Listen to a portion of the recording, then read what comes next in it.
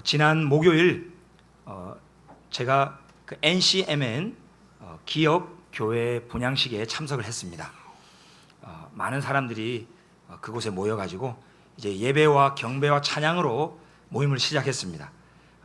만물 주께 나와 주께 돌아가니 영광 받으소서 찬양을 탁 했습니다. 그때 많은 사람들이 서서 손을 들고 찬양하기도 하고, 정말 이 만물 주님께 나와 돌아간다는 그 하나님의 영광을 다 자연스럽게 찬양을 하기 시작했습니다. 저도 이렇게 찬양을 하는데 저쪽 오른쪽 코너에 이렇게 눈이 가게 된 겁니다. 근데 저쪽 코너에 키가 크고 아주 잘생긴 한 형제님이 찬양을 하고 있는데 이러는 겁니다. 이러는 거예요. 그래서 제가 그 순간적으로 좀 이상하다, 조금 이상하다. 계속 찬양이 진행되는데 이분이 계속 이러면서 찬양하시더라고요. 그래서 이제 그런 순간적인 판단만 하게 된 게 아니고 이제 이게 비판으로 연결이 되더라고요. 자기 교회에서 저렇게 찬양 못하니까 남들 다 모인 데서 막 튀려고 저러는구나. 그리고 자기가 찬양 인도자도 아닌데 막 뭐 돋구는 것도 아니고 이게 뭐냐 이게 막 온갖 판단과 비판이 막 들기 시작하는 겁니다. 나중에 쉬는 시간이 돼서 이분하고 얘기를 나누고 서로 인사를 하게 됐습니다. 알고 보니까 한의사시더라고요. 치유사역자십니다. 그리고 이분이 경영하는 한의원 이름이 생기나라 한의원. 그러니까 생기나라고 계속 이랬던 거예요. 생기나라고. 찬양할 때 생기를 막 북두고 계신 거였어요. 나름대로 이분의 어떤 영성과 철학 속에서, 신학 속에서 하나님을 자유롭게 이렇게 예배하고 있었는데 저는 그 외모를 보고 그냥 판단하고 막 이 비판을 속으로 했던 제 모습을 오늘 제가 직고합니다. 참 여러분, 우리는 이 사람의 외모만 보고 빨리 판단하고 비판하기가 참 쉬운 것 같습니다. 그죠? 저 사람 왜 저렇게 말을 하나? 왜 저렇게 행동하지? 왜 저렇게 옷을 입고 다니지? 일을 왜 저런 식으로 하지? 계속 우리는 판단하고 비판하기가 참 쉽습니다. 근데 오늘 주님께서 말씀하십니다. 비판을, 내 형제를 어찌하여 네가 비판하느냐? 우리 예수님께서도 말씀하셨죠. 비판을 받지 아니하려거든 비판하지 말라. 여러분, 교회는 다양한 사람들이 모여있는 공동체이기 때문에 조금 다르다고 빨리 판단하고 비판하기가 쉽습니다. 믿음이 연약한 자도 있고 믿음이 강한 자도 있습니다. 기도를 술술술술 은혜롭게 잘 하시는 분도 있고, 막 기도할 때면 막 부담스럽고 어떻게 기도해야 되는 건지도 모르는 분들도 계실 수 있습니다. 성도들과 두루두루 친한 분도 있고 정말 내성적이고 잘 어울리지 못하는 분도 있을 수 있습니다. 교회는 다양한 사람들이 함께 모인 공동체죠. 이렇게 다양한 사람들이 모이다 보니 자기하고 다르기 때문에 막 비판하고 판단한다는 거죠. 겉으로 모이는 모습만 보고 말입니다. 오늘 하나님께서 말씀하십니다. 네가 어찌하여 네 형제를 비판하느냐. 여러분, 이 비판하다라는 이 단어는요, 우리가 생각하는 것보다 좀 더 엄중한 단어더라고요. 이게 크리노라는 단어인데요, 이 단어가 신약 성경에서 심판하다, 정죄하다라는 단어로 쓰였습니다. 오늘 장로님께서 기도 가운데 이걸 같은 맥락에서 언급하실 때 저는 좀 놀랐습니다. 여러분, 이 비판하다라는 단어가 심판하다, 정죄하다라는 뜻도 같이 쓰이고 있다는 겁니다. 여러분, 이 심판하고 정죄하는 일은 지금 우리가 사는 이 세상에서는 벌어질 수 없는 일입니다. 모든 인류 역사의 마지막 날에 주 예수 그리스도께서 강림하시고 모든 육체가 다 부활하여 하나님의 백보자 심판대 앞에 다 섰을 때, 그때 심판과 정죄의 일이 벌어진다는 겁니다. 그 전에는 심판과 정죄의 일이 벌어져서는 안 되고 있을 수도 없다라고 신약 성경에서는 말하는 것을 저는 보았습니다. 전 몰랐었습니다. 이번에 이 말씀 준비하기 전까지는. 요한복음에 보면 모든 육체들이 마지막 날 다 부활해가지고 선한 일을 행한 자는 생명의 부활로, 악한 일을 행한 자는 심판의 부활로 나오리라. 요한복음 5장 29절에서 주님이 말씀하십니다. 그 마지막 날이 되기 전까지는 하나님도 심판하지 않는데요, 하나님의 아들 예수 그리스도도 누구도 심판하고 정죄하지 않는데요. 여러분 아셨습니까? 요한복음 5장 22절에 이렇게 말합니다. 아버지께서 아무도 심판하지 아니하시고 심판을 다 아들에게 맡기셨다. 자, 그럼 그 아들 예수님은 어떻게 하시나? 요한복음 3장 17절. 하나님이 그 아들을 세상에 보내신 것은 세상을 심판하려 하심이 아니요 그로 말미암아 세상이 구원을 받게 하려 하심이라. 세상에 하나님 아버지도 심판하고 정죄하지 않고 그 아들 예수님도 심판하러 온 게 아니고 구원하러 왔다는데, 죄인인 우리가 감히 심판하고 정죄한다, 비판한다. 어휴, 저는 말씀 준비하면서 막 정신이 번쩍 들었습니다.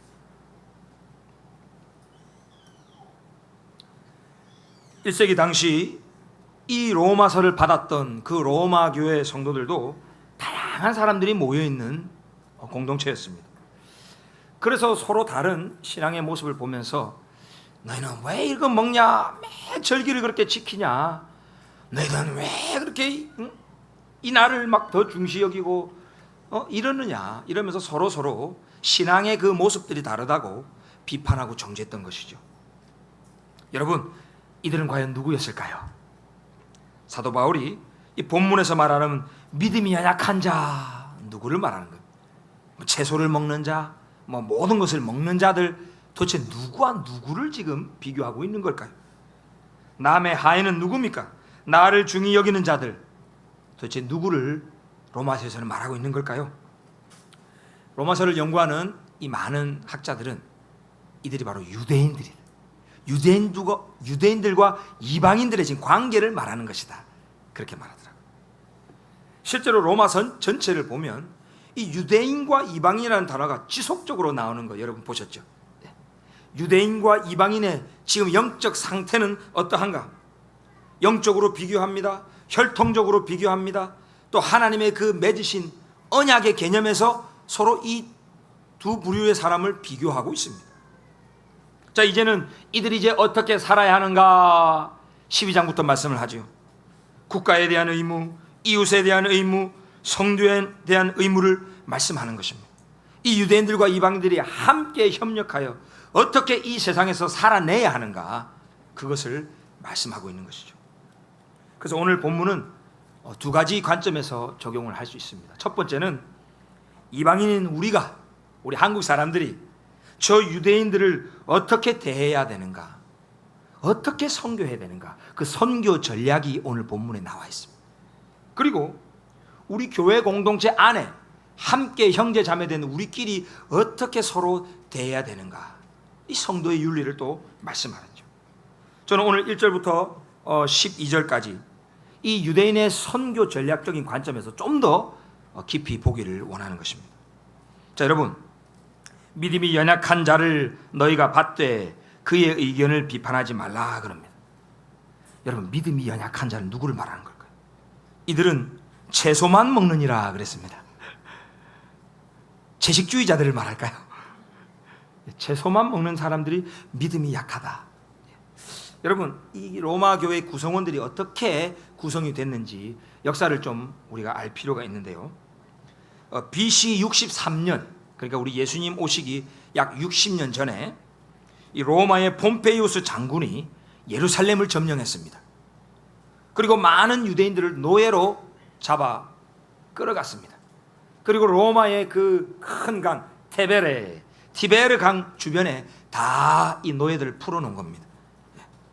그런데 신기하게도 이 유대인 노예들은 이 자기 조상들로부터 받은 이 구약 성경의 말씀, 이 율법을 그대로 지키려고 노력을 한 거죠. 근데 신기하게 이 로마의 정부가 그렇게 많이 저지시키고 컨트롤을 하지 못했답니다. 비교적 유대인 노예들이 자유롭게 율법을 지키고 절기를 지키고 그렇게 살았다는 것이죠. BC 5년경에는 이 로마에 있던 유대인 인구가 약 10,000명이나 됐다고 합니다. 그리고 AD 19년에는 약 4,000명의 유대인 남성이 이 로마 군대에 징집돼 가지고 출전했다는 기록도 있습니다.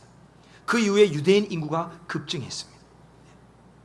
그러니까 우리 로마 교회 저 성도들은 도대체 어떤 분들인가 생각을 해보면 이 노예 출신 유대인들, 노예 가문의 유대인들이 있다라는 생각을 해볼 수 있습니다.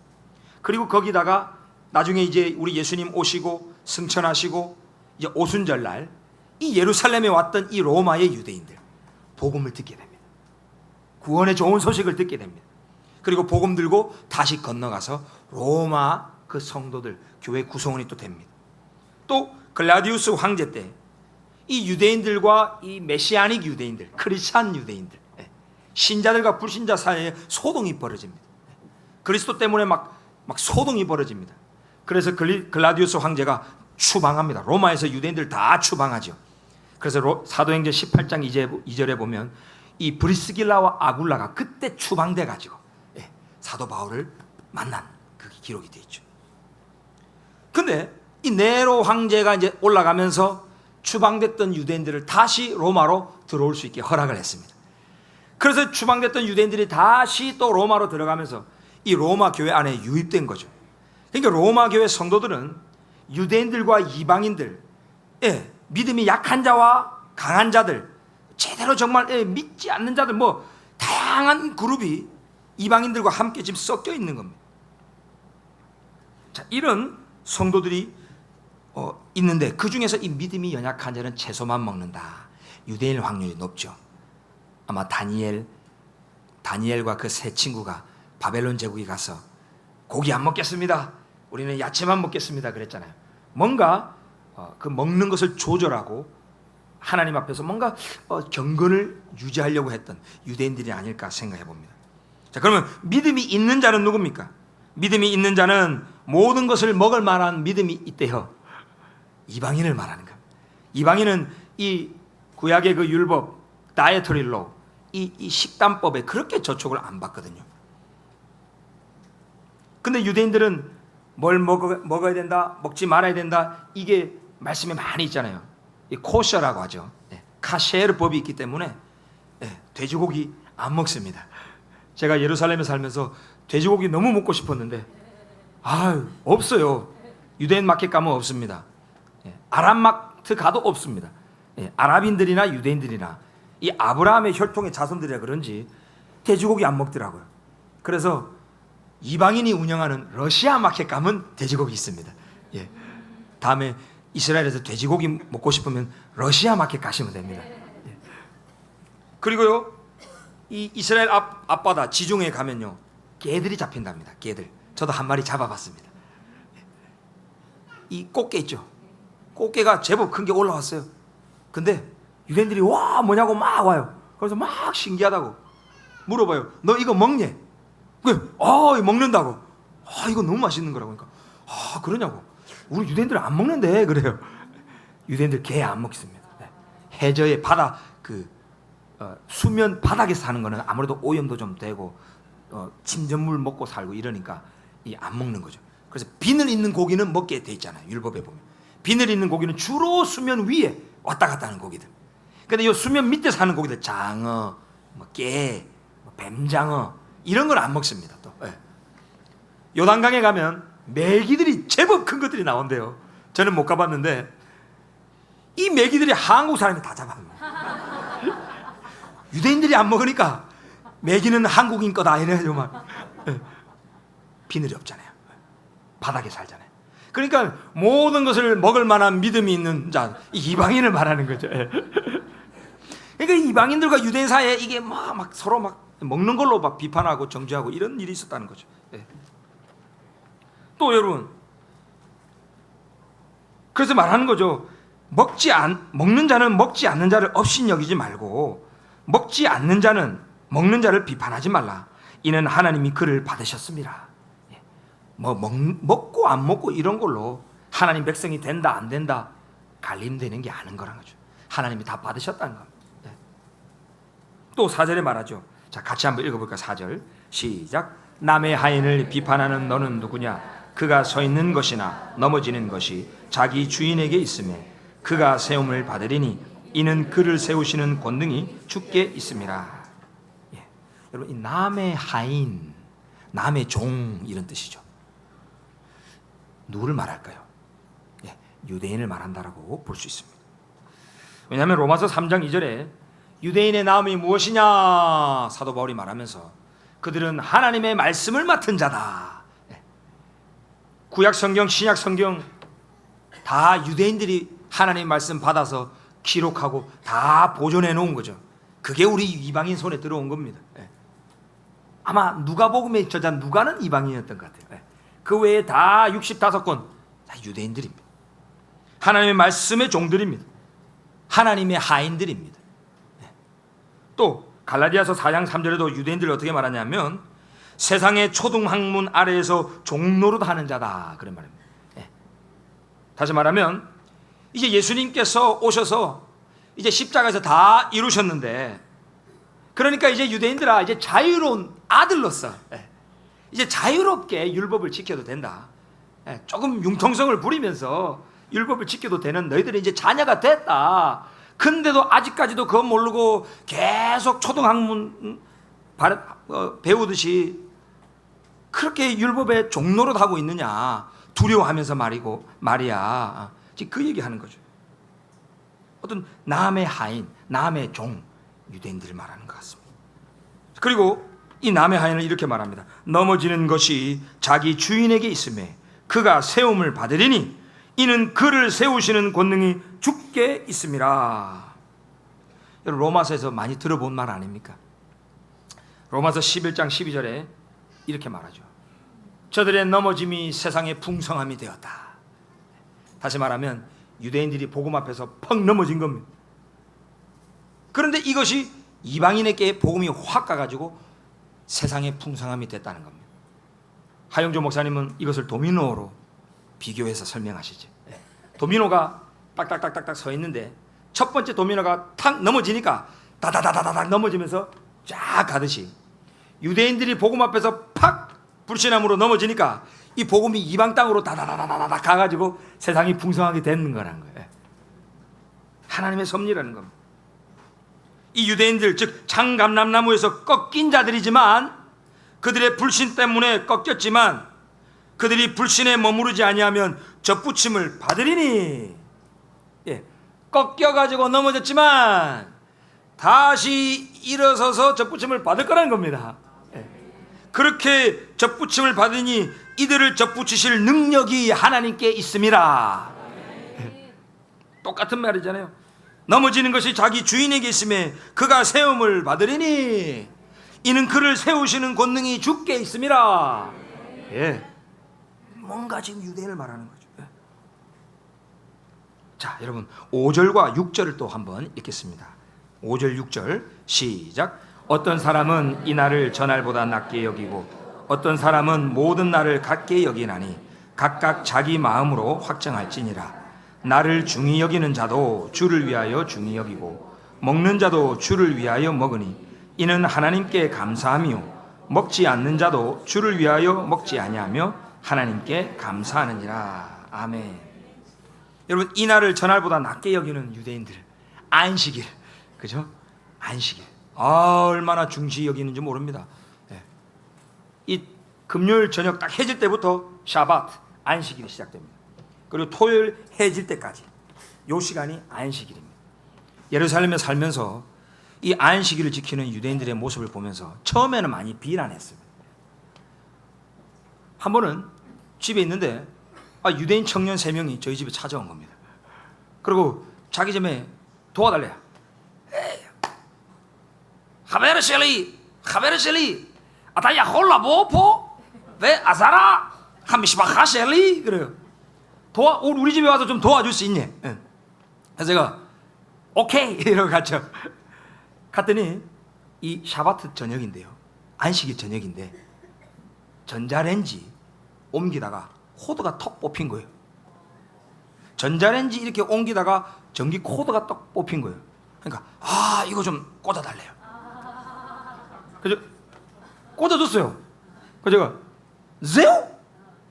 That's it? 답니까? 네, 이렇게 했어요. 그랬더니 can, zew 그러면서 고맙다고 막 과자랑 빵이랑 준비한 거를 막 그 종이박스에 싸가지고 막 저한테 주더라고요.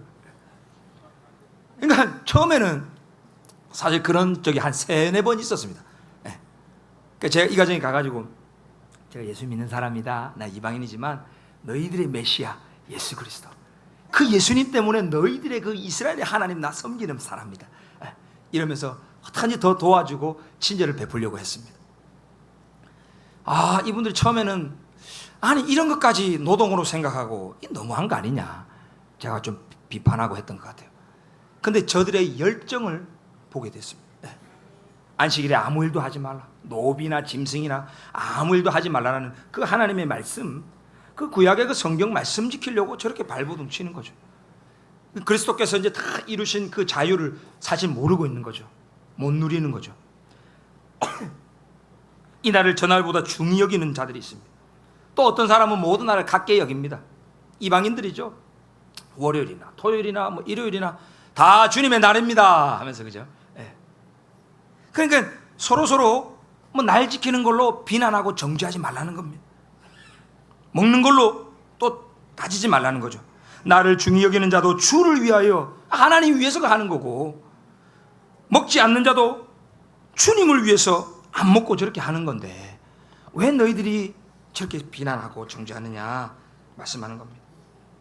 자, 7절에서 9절 말씀 같이 읽어보겠습니다. 7절에서 9절 시작. 우리 중에 누구든지 자기를 위하여 사는 자가 없고 자기를 위하여 죽는 자도 없도다. 우리가 살아도 주를 위하여 살고 죽어도 주를 위하여 죽나니 그러므로 사나 죽으나 우리가 주의 것이로다. 이를 위하여 그리스도께서 죽었다가 다시 살아나셨으니 곧 죽은 자와 산 자의 주가 되려 하심이라. 아멘.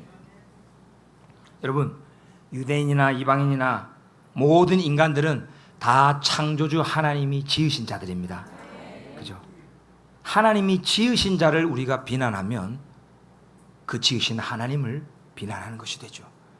모든 인간 안에는 하나님의 형상이 다 있습니다. 그것이 얼마나 왜곡되어졌는가 아니면 얼마나 회복되어졌는가의 차이지. 그래도 그 마지막 도장, 하나님의 형상이라고 하는 도장이 우리 모든 인간에게 있습니다. 그래서 우리는 함부로 이들을 비난해서는 안 되는 것입니다. 특별히 바울이 뭐라고 말합니까? 그리스도께서 죽으시고 부활하신 것이 산 자들만 위한 게 아니다, 구원받은 자들만 위한 게 아니다라고 말하잖아요. 그들의 주인만 되신 게 아니고 죽은 자들의 주인도 되셨다는 겁니다.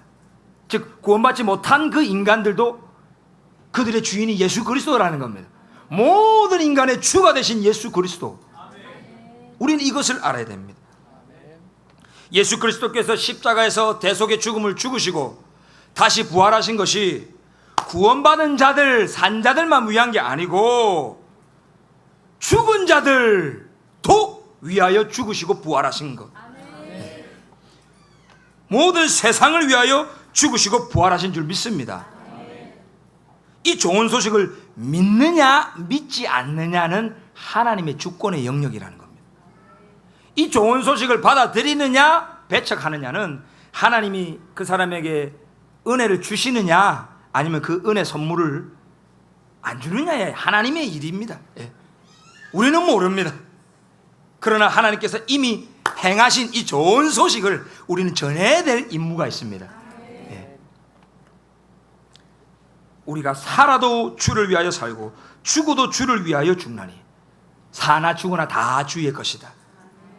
모든 인간들, 악인도 선인도 모든 인간이 다 사실 그 생명의 주인이신 주님을 위하여 살고 죽는다는 것입니다. 자, 10절에서 12절을 같이 읽어보겠습니다.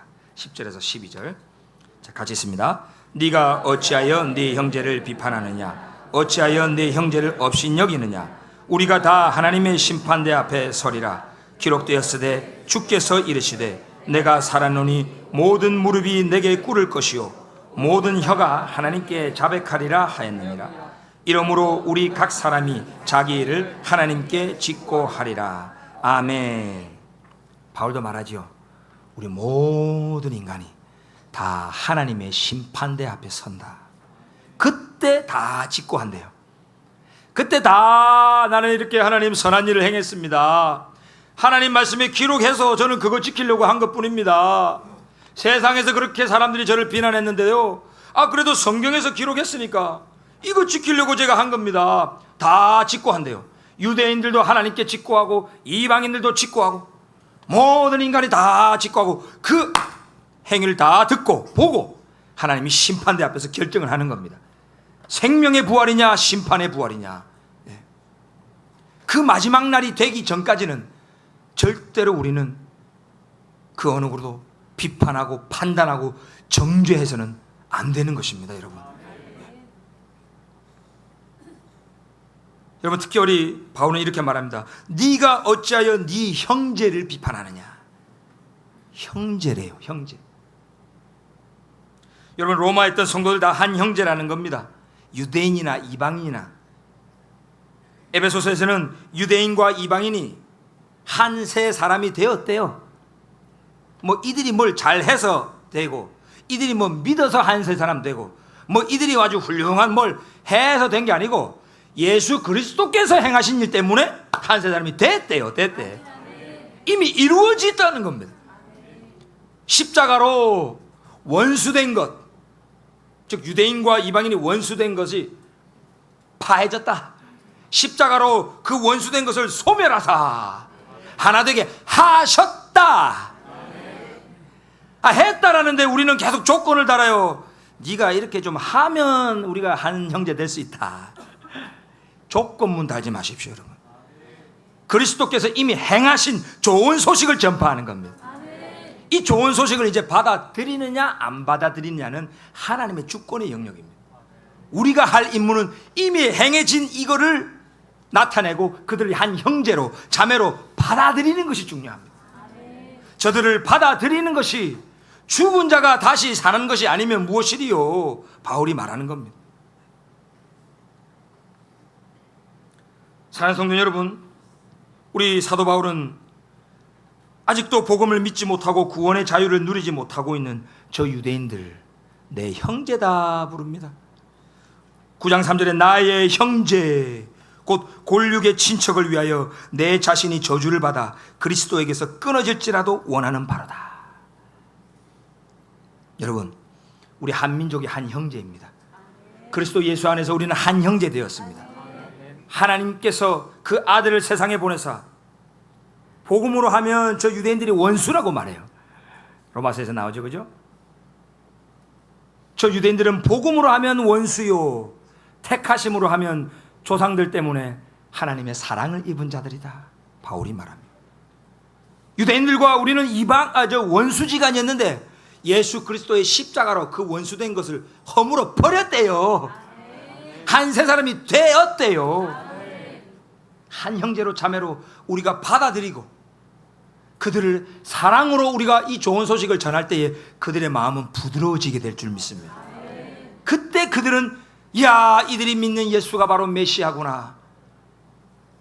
이사야의 예언처럼 정다히 말하라, 예루살렘의 마음에 닿게 말하라, 위로하라 위로하라 내 백성을 위로하라 했던 이들이 진짜 다가온 거구나. 그때 유대인 선교가 진행이 되는 겁니다. 이러한 것을 모르고 마치 이 유대인들이 완전히 하나님도 모르고 예수 그리스도의 복음도 모르고 마치 지옥 갈 자로 막 심판하고 정죄하는 베이스를 딱 깔아놓고 접근하죠. 2000년 동안 그렇게 완악해진 마음이 지금까지도 안 풀리고 있습니다. 이스라엘에 살면서 제가 이 버스 정류장에서 이 쇼메르라고 하잖아요, 보디가드들. 복음 전은 안 돼요, 안 돼요. 그러면서 언급하는 게 크리스찬들이 2000년 동안 우리에게 학대하고 개종시키기 위하여 얼마나 많은 피 흘림을 흘렸는지 뭐 홀로코스트부터 시작해서 막 얘기를 해요. 안 됩니다.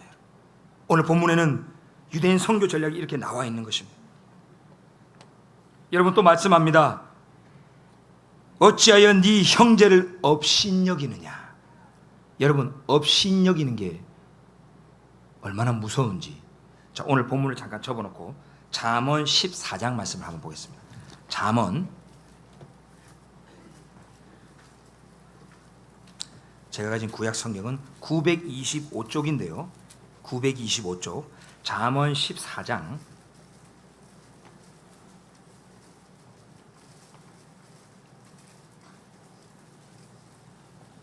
잠언 14장 21절, 자, 같이 읽겠습니다.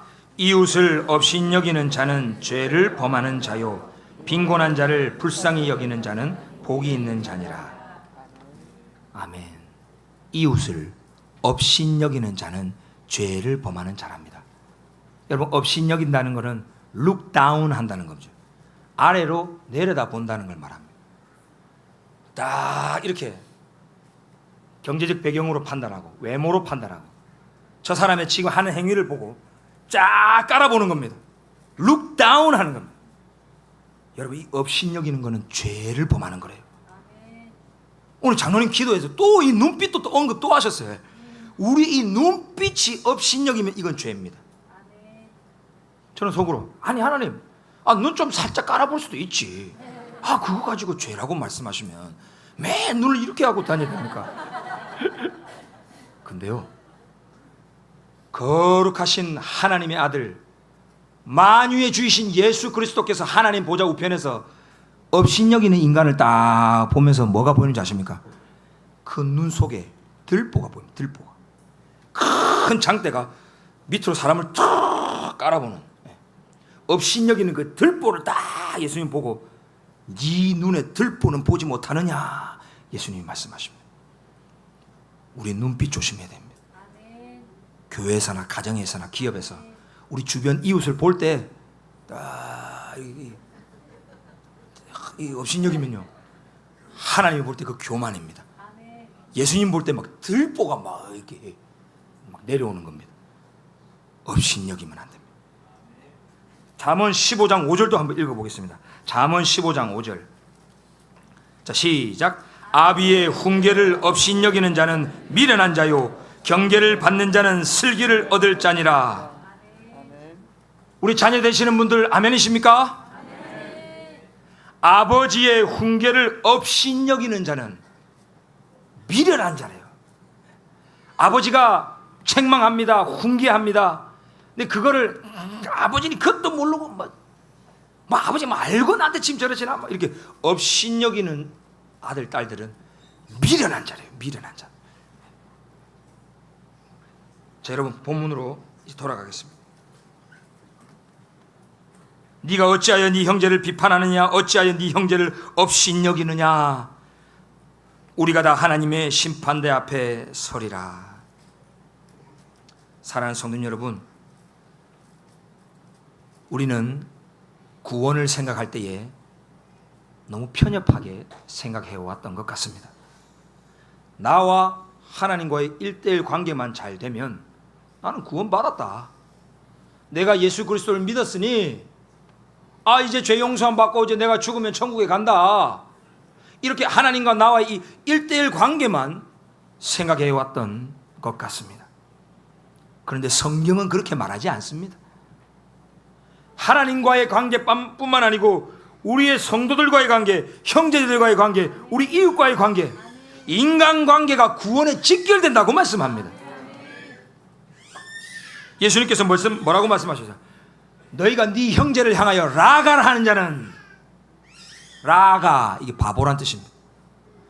너희가 너희 형제를 향하여 라가 바보로 하는 자는 지옥불에 떨어지리라. 예수님이 하신 말씀이에요. 얼마나 우리 이 입술의 언어를 조심해야 되는지. 욱한다고 자녀들에게 또는 이웃들에게 말 조심해야 돼. 아마 잃어버리면 회개해야 됩니다. 왜? 그 사람을 지으신 하나님을 향하여 입을 바라는 것이기 때문입니다. 우리 예수님, 너희가 제물을 드리기 전에 네 형제와 먼저 화목하고 나서 와서 예물 드리라. 예수님이 말씀하신 거예요. 형제들과는 그냥 원수지간에 싸우고 화해도 안 하고 화목도 안 하는데 하나님 뭐 이러면서 이제 예물 들고 온다. 하나님이 돌아가라. 화목하고 나서 들고 와라. 예수님의 말씀이에요. 제 말씀이 아니고. 여러분, 히브리서 12장 14절에 이렇게 말합니다. 모든 사랑과 더불어 화평함과 거룩함을 따르라. 이것이 없이는 아무도 주를 보지 못하리라. 얼마나 우리 많은 크리스찬들이 이 화평과 화목이 이렇게 중요하고 구원과 직결됐는데 하나님과 내 관계만 이제 해결됐으니 마음대로 사는 거예요. 마음대로. 인간관계는 그냥 대충 어떻게 풀리겠지 뭐. 시간 지나면 뭐 화목되겠지 하고. 이거 아닙니다, 여러분. 구원파가 그래서 나왔잖아요. 세월호 사건이 그래서 나왔잖아요. 하나님과 나와의 관계 구원 따놨다. 그러니 이 땅에서 뭐 마음대로 살고 막 착취하고 재정을 막 횡령하고 법을 어기고 막 이웃을 막 컨트롤하고, 그 세월호 사건이 보여주는 거예요. 사랑하는 성도님 여러분, 하나님께서는 오늘 저와 여러분에게 정말 중요한 말씀을 하신 것 같아요. 네 형제를 비판하면 안 된다. 판단하고 정죄하고 심판하면 안 된다. 그거는 나의 권한이다. 내가 마지막 날까지 지금 보류해 놓은 권세인데 네가 지금 월권 행위를 해서는 아니 되느니라. 오 주님, 지금까지 내가 형제 자매를 업신여기고 마음으로 입술로 비판하고 판단하고 정죄한 것들 주님 용서해 주시옵소서. 우리 회개될 줄 믿습니다. 오늘부터 우리의 가정과 교회에서, 학교에서, 직장에서 만나는 모든 사람에게 비판하기보다 칭찬해 줍시다. 허물을 들춰내기보다 허물을 덮어줍시다.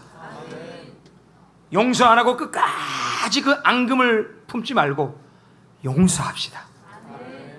너희들이 네 형제를 용서하지 아니하면 하늘에 계신 내 아버지께서도 용서 안 해주신대요. 안 해주신답니다. 용서 안 받지 못한 죄인으로 하나님 앞에, 심판대 앞에 서실 겁니까? 아니면 용서받은 죄인으로 서실 겁니까? 사랑하는 성도님 여러분, 오늘 이 음성을 들으시기를 간절히 원합니다. 지금은 우리의 모든 죄를 십자가에서 도말하시고 3일 만에 부활하시고 하늘에 오르사 이제 우리에게 다시 곧 오실 예수 그리스도의 은혜와 독생자 예수를 십자가 사형틀에 내어주기까지 우리를 영원히 사랑하시는 아버지 하나님의 사랑과 성령님의 교통하심이 오늘 다시 한번 말씀에 순종하며 비판과 판단과 정죄가 아닌 축복과 용서로 많은 사람들을 살리기로 작정하며 나아가는 주님의 귀한 자녀들 머리 위에 거룩한 빛 비전교회와 섬기는 모든 선교지 위에 우리 동족 북한 땅 위에 지금부터 영원토록 함께 있을지어다. 아멘.